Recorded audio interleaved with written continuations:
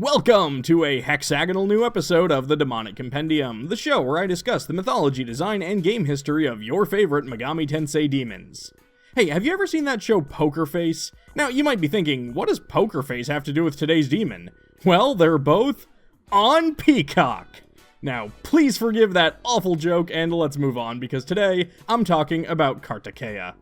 Kartikeya is a figure in Hindu mythology who is also sometimes known as Skanda, who is also sometimes known as Guha, who is also sometimes known as Murugan, who is also sometimes known as Vel, who is... Look, trust me, the dude has a lot of names, okay?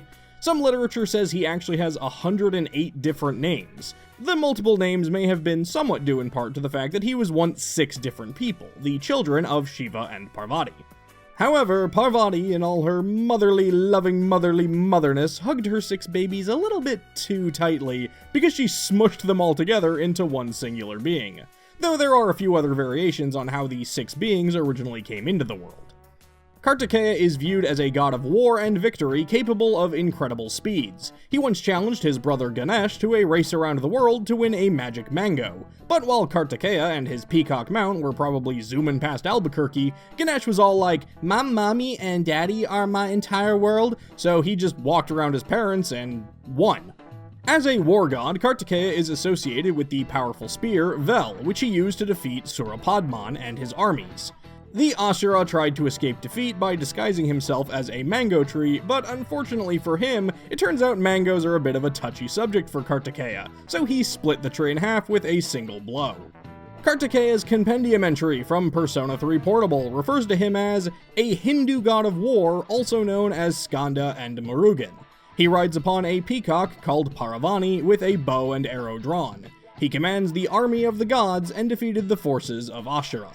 Hey, if you like what I do, please consider commenting, subscribing, maybe even checking out the Patreon. It honestly all does help a lot. Thanks, moving on. Design-wise, Kartikeya is an attractive-looking young man riding a peacock and wielding a spear. It's a pretty good interpretation of the deity, as many tales depict the figure as being particularly handsome. I do wish Kaneko had given us a little bit more to latch onto though, like, some of the art of this being keeps elements that he was once 6 different figures, so now he has multiple heads or arms, but none of that comes across in his MegaTen design. Also, what I find most fascinating here is that Kartikeya is one of the few Hindu figures in the franchise whose mount is part of his design. For example, Nandi is the mount of Shiva, but the two are treated as different figures in the franchise. Kartikeya's peacock has a name, it's Paravani, and there's not really any reason why he couldn't have been treated as a separate demon, but they just decided to combine the two figures into a single being to highlight the writer.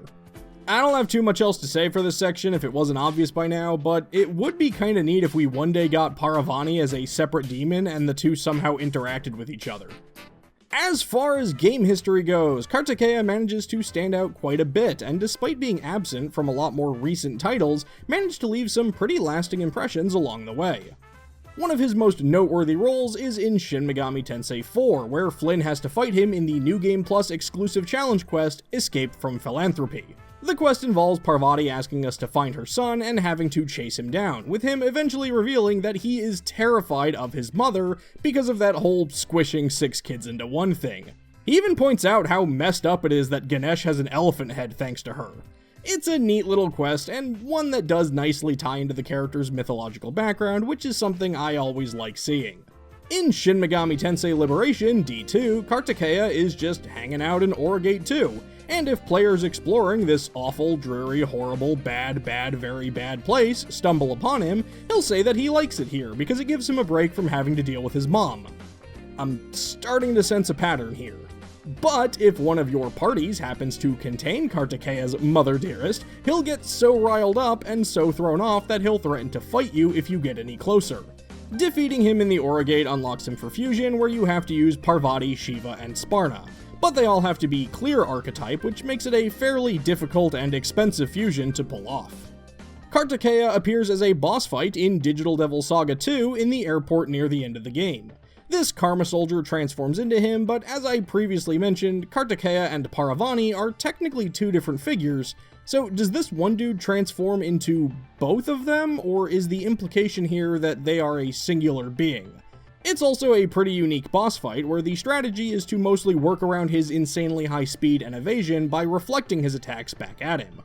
Kartikeya is also one of the demons used by Ronaldo in Devil Survivor 2 in one of his boss fights.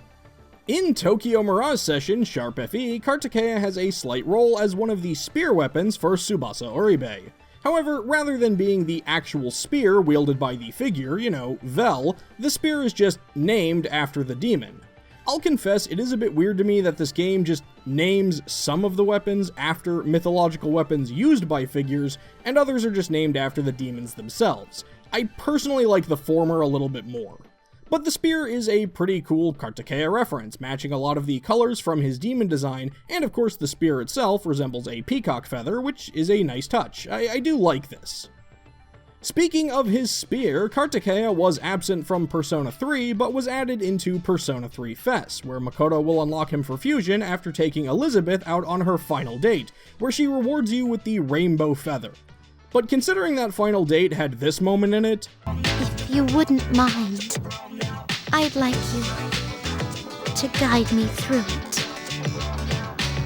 I really don't want to know what they were doing with that peacock feather. So, wait, what does this have to do with Kartikeya's spear? Well, in Persona 3 Portable, after Korone unlocks Kartikeya for herself by going on that final date with Elizabeth or Theo, she can take the demon to the antique shop and fuse it into a Nile weapon to unlock the Velvel Maruga, aka Korone's best weapon in the game. The spear looks almost identical to the one that Kartikeya himself wields, but has one of Paravani's orange feathers on it. I actually really like it when we can get the weapons that demons themselves use as equipment. I really wish there was more of that in this franchise. Man, with these pretty big roles in the earlier Persona 3s, I wonder what they did with him in the He's not in Reload. At all. They just replaced him with Ho-Oh, because why do work and make an updated model for Kartikeya when you can just throw in an existing model from another game instead? But hey, speaking of Kartikeya being used to unlock ultimate weapons, in Persona Q, Shadow of the Labyrinth, sacrificing Kartikeya in the Velvet Room gives players Skanda's Wing, which is an important ingredient to make Yukiko's best weapon, the Peacock Tail. Kartikeya is a fun and unique figure in Hindu mythology, and he's had some really engaging roles throughout the franchise. I just wish they'd utilize him a bit more in modern titles, because right now, I don't even have footage of a game where I can do the iconic spinning thing as I say, and there you have it, Kartikeya, the powerfully prompt peacock promoter panicking from Paravani. Did I leave out something you thought was important? Was I just plain wrong about something? Let me know in the comments below, and don't forget to let me know who you'd like to see me talk about in future episodes. That's going to do it for this episode of the Demonic Compendium, and I will see you next time. But be careful while you rest that a demon doesn't take over your body.